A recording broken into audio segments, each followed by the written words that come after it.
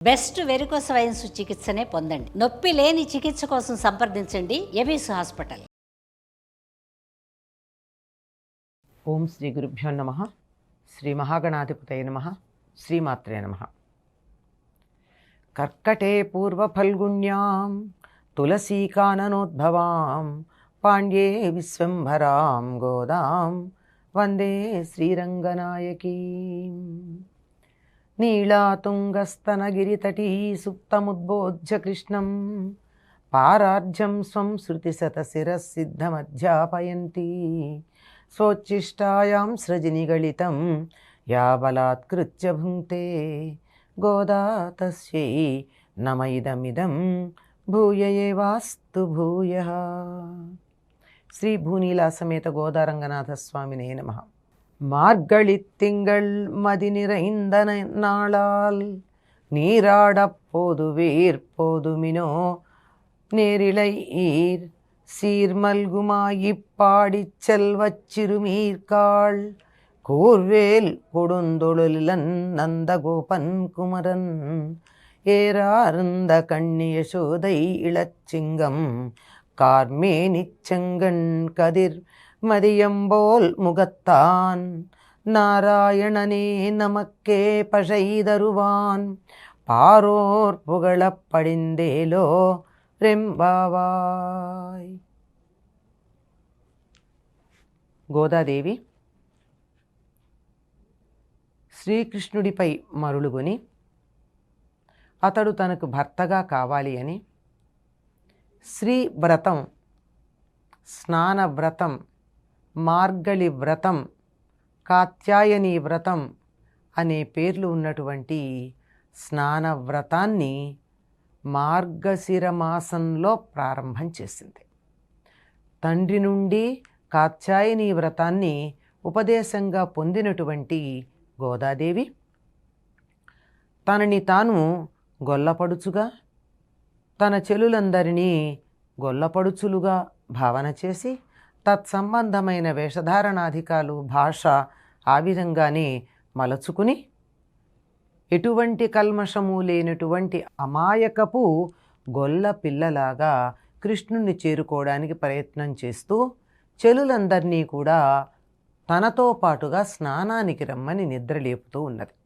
ఎందుకు అంటే గోపికలు చేసినటువంటి కాత్యాయని వ్రతంలో వారు కూడా తొలిజామునే యమునా నదిలో స్నానం చేయడానికి వెళ్ళినట్టుగా మనకి భాగవతం తెలియచెప్తోంది. కనుక తాను కూడా ఆ విధంగా స్నానం చేయడానికి వెడుతూ అక్కడ కూడా గోపికలందరూ కలిసి చేశారు. విడిగా ఒక్క గోపిక వెళ్ళలేదు. కనుక తాను కూడా తన చెలులందరినీ కూడా రమ్మని చెప్తోంది. ఇది ఏమంటోంది? మార్గళి తింగళ్, ఇది మార్గశీర్షమాసంలో వెన్నెల నిండిన మంచి రోజు. అంటే తమిళ ప్రాంతంలో నెల పూర్ణిమతో ప్రారంభమవుతుంది. మనకి అమావాస్యతో ప్రారంభమై అమావాస్య మర్నాటి నుండి ప్రారంభమై అమావాస్యతో ముగుస్తుంది, పూర్ణిమ మధ్యలో ఉంటుంది. కానీ అక్కడ లెక్క ప్రకారం పూర్ణిమ అయిన మర్నాటి నుండి మొదలయ్యి ఆ తరువాత కొనసాగుతుంది. ఇది మార్గశిర మాసంలో ఉన్నటువంటి వెన్నెల. ఆ వెన్నెల చాలా బాగుంది, మంచి రోజులు ఇవి అని చెలుల్ని ఏమంటోంది? అందమైన ఆభరణాలు కలిగినటువంటి పడుచులారా, గొల్లలు కూడా ఆనాడు చక్కగా ఆభరణాలు ధరించేవారు. ఇంట్లోనే వస్తుంది మనకి తరువాత.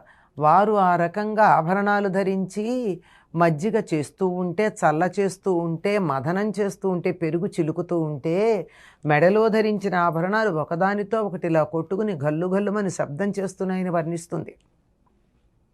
వారేమీ ఐశ్వర్యానికి లోటున్న వాళ్ళు కాదు.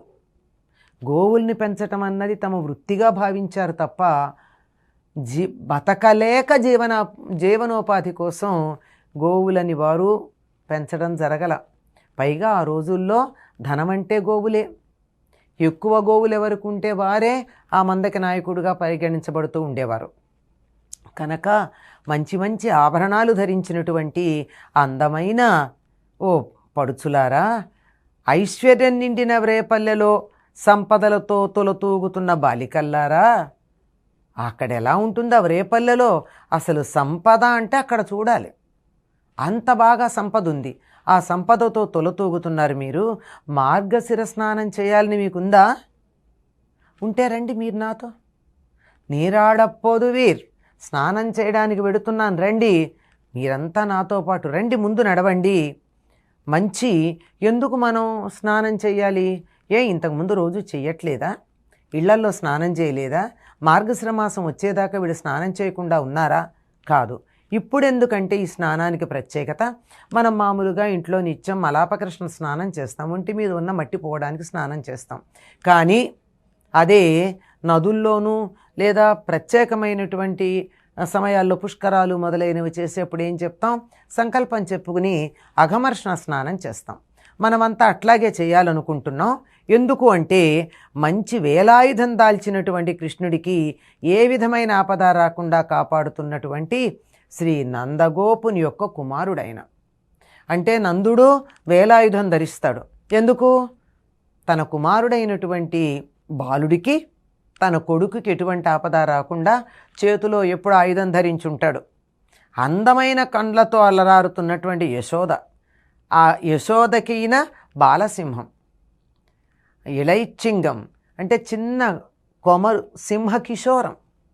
ఈయన సింహకిశోరం, ఆవిడ యశోద పెద్ద పెద్ద కళ్ళుండి అందమైన కళ్ళున్నాయి ఆవిడికి.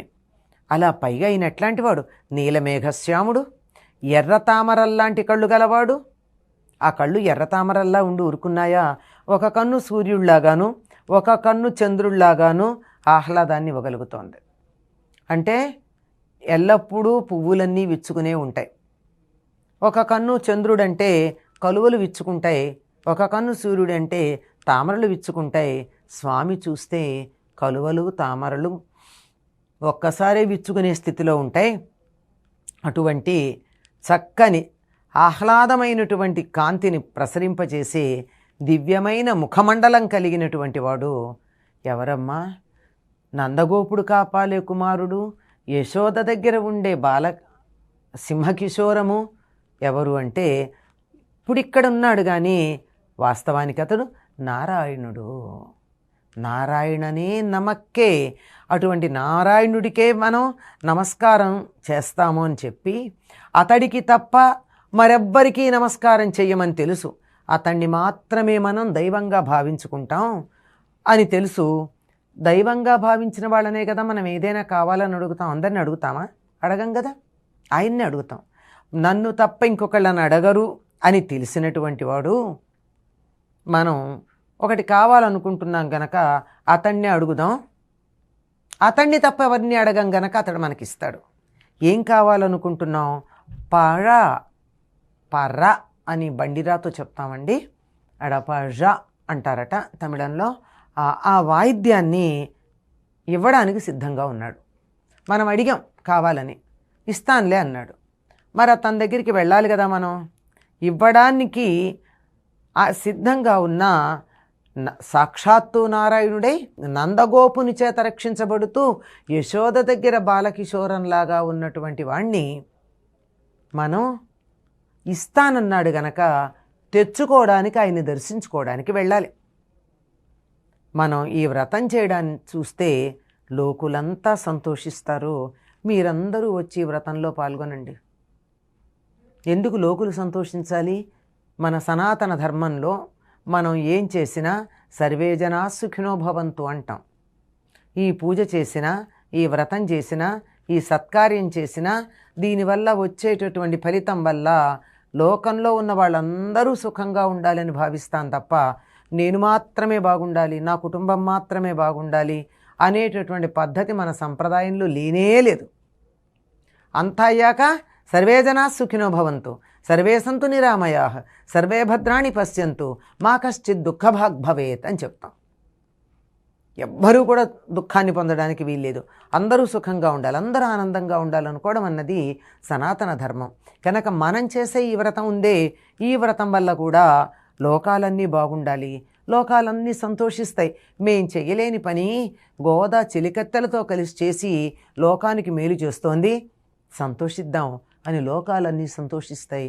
మీరందరూ నాతో స్నానం చేయడానికి రండి అంది. ఎందుకంటే దైవాన్ని దర్శించుకోవడానికి చక్కగా స్నానం చేసి వెళ్ళాలి, కానీ ఉన్నవాళ్ళు ఉన్నట్టుగా వెళ్ళకూడదు కదా. స్నానం చేద్దాం రమ్మని చెప్తోంది.